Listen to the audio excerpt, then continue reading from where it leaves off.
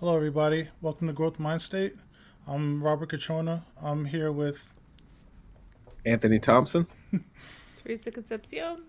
and we are Growth Mind State. We're here to help expand everybody's thinking and learn a little bit more every day. How's everybody doing today?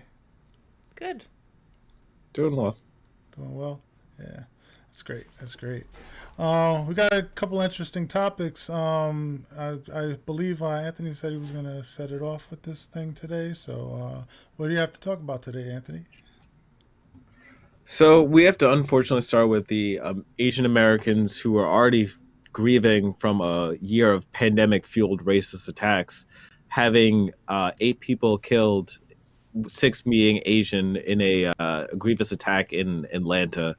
Um, if you do not know already by now, there a hashtag that's stop Asian hate. It's trending at the top of Twitter and other social media networks after the shooting that happened Tuesday evening. I think that the reason that people are feeling hopeless is because Asian Americans have been ringing and talking about this issue for so long. Said Aisha Yaqub Muhammad, which is the executive director of the Atlanta-based Asian American Advocacy Fund. So if you guys don't know, many were there's a suspect, a 21-year-old who I'm not going to say his name, who was not immediately charged with hate crimes, which is the hugest issue here. Is that this was clearly a hate crime in the fact that this was an Asian massage parlor that was targeted, and whether or not this person did it because these are Asian Americans, this sex worker angle that they're going with also shows that there is a climate of anti-Asian fervor because of this person having a fetish for it. So I think this is a good part to just throw to the clip of the police officer here, the chief here, who had a very questionable statement to be made about this. He said that early on, once we began the interviews with him. He claims that these, and as the chief said, this is still early, but he does claim that it was not racially motivated. He apparently has an issue, what he considers a sex addiction, and sees these locations as something that allows him to go to these places, and it's a temptation for him that he wanted to eliminate. Like I said, it's still early on, but those were comments that he made. Did he discuss any? I spoke with investigators that interviewed him this morning, and they got that impression that yes, he understood the gravity of it, and he was pretty much fed up and kind of at the end of his rope, and yesterday was a really bad day for him, and this is what he did. Remorseful? I wish you would have gotten the rest of that clip because he's so willing to give all of the information of what this guy said. Oh, he said this and he said that. And then when they ask him, well, was he remorseful? He's like, oh, well, I don't want to say if he was remorseful or not. But you just said everything else. You just became his defense lawyer in 2 seconds. Like, who are you? Yeah, yeah. This guy, it's funny, like how you make excuses for people, right? Like that's what it sure seemed like, right? And I'm assuming that you got the other parts of the story where well, I'll let you get back into it. But yeah, this guy's just making excuses for him and stuff. No, I mean, I want to hear what you guys have to say because, I mean, the number one thing is that he just said that he had a bad day. And the reality is that, as most of us know, have seen already on social media, etc., like the idea that if you had a bad day, that you would go murder people as an excuse in any way, it just doesn't make any sense, let alone the history that Jay Baker has. If you want to go to the T-shirt that other people have basically found that he may have deleted this account on Wednesday, I believe, but they found this shirt that he bought, which said COVID-19 imported from China, and of course it does it with the famous Trump little HYNA kind of pronunciation. So it's clear that this person has his own prerogatives as well. So he's going to give this person the benefit of the doubt. Um, but you know that somebody that is not a white young man would not get the same type of benefit of the doubt between. I call. Yeah, everybody started saying what is it? Betty White. Betty White. Yeah. Yeah, he went to what, 3 different locations and shot 8 people. They said they were making an excuse because I think they said 2 of them happened to be white or whatever it was, and they were like it wasn't a hate crime because of the 2 other people that didn't have. I mean, not white. It wasn't Asian or whatever. I'm sorry. The 2 of them weren't Yeah, but he Asian. just targeted everybody in these Make an places. excuse for it. He has no right killing anybody. Nobody does. That's there's nothing justified about what he did, and this officer's history shows that he has a bias. He's biased on to a degree because of the fact that he seems to be supportive of being able to discriminate against people. That's crap, man. This is what the world we've been living in lately. It's sad that that little Asian lady that got luckily she beat the crap out of the guy, but there was a little Asian lady that got beat up somewhat, and luckily she managed to fight him off with a stick. It's just a lot of crazy stuff, man. Every time it seems like something goes bad in this country, they want to point the finger to somebody instead of understanding like the individuals that they're attacking have absolutely nothing to do with what happened with COVID. Most of these people were here in the States when all this stuff started.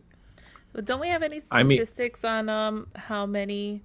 It's because there's been an uptake since the beginning of COVID and everything. It's 150%, right? It's at up. Yeah, it's like a ridiculous amount. The percentage has gone up. I mean, this country is almost as bad as it's been for African American people as it's been for Asian Americans when it comes to discrimination and hate and violence against them.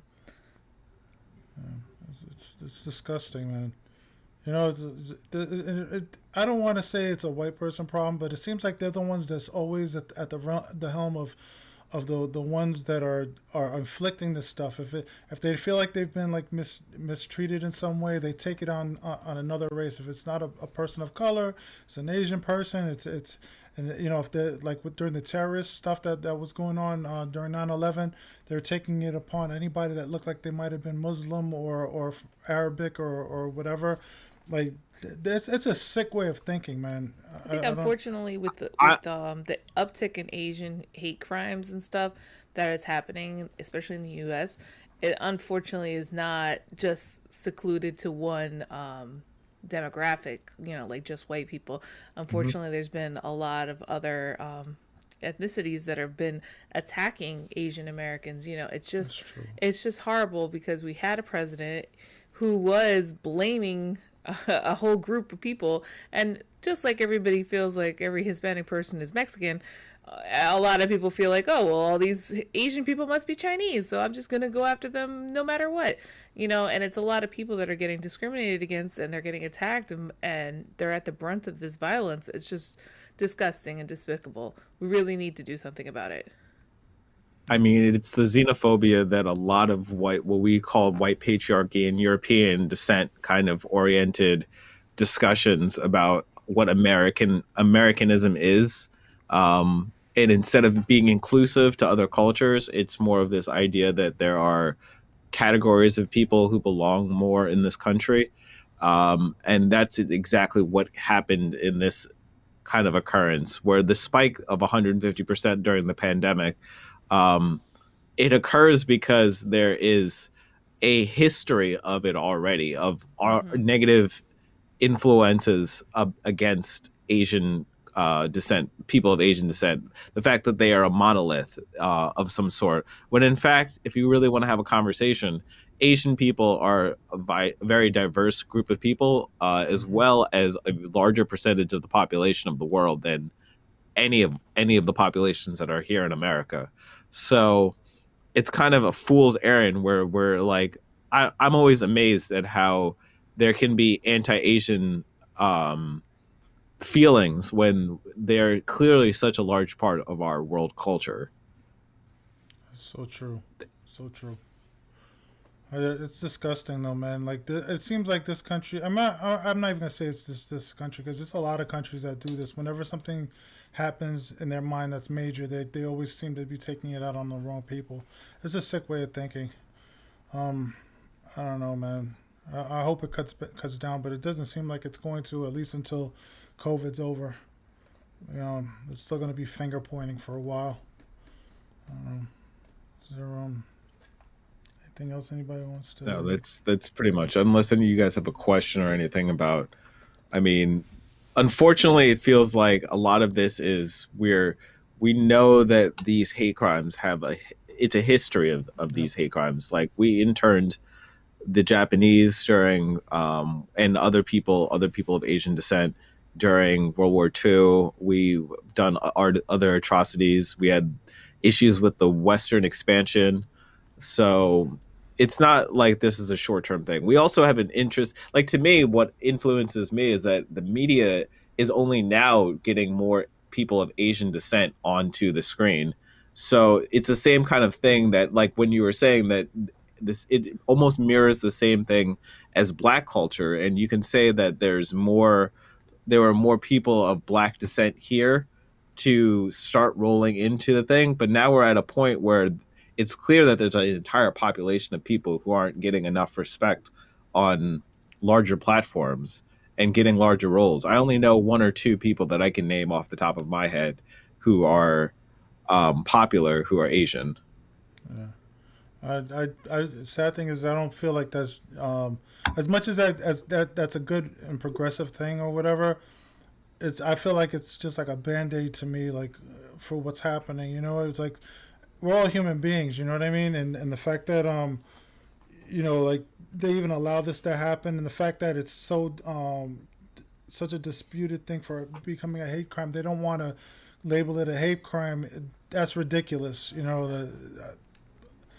It doesn't give me much hope in a sense, but at least people like us and other people are putting it out there, and I've noticed a lot of, like, independent groups protesting nowadays to fight hopefully against this, and maybe something will change over time. It's just like you said, it's like a history that just keeps reoccurring. You know what I mean? And it's sad, man. I wouldn't want my, if I had an Asian family member, I wouldn't want them getting attacked for something they had nothing to do with, but, like, it's ridiculous how cowardly a lot of the attacks have been to lately, not just with massage parlors, but there's been, like, an abundance of attacks, especially on the elderly.